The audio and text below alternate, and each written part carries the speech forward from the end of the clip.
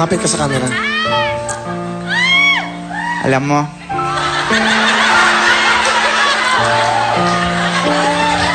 namimiss na kita.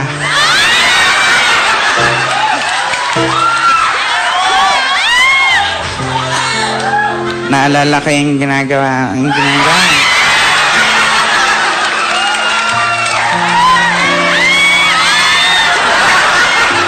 Hindi, kasi pinagmamalaki ko siya kasi sobrang sweet sa akin. Ganun.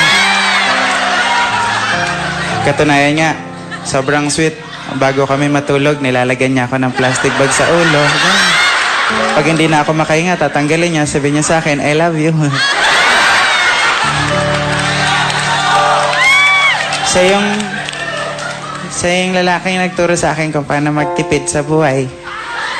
Katunayan, pagkakain kami, ang ulam niya, pork chop. Ganun.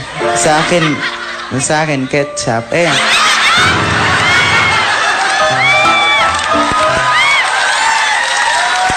Pero, masaya ako sa kanya. Proud na proud ako.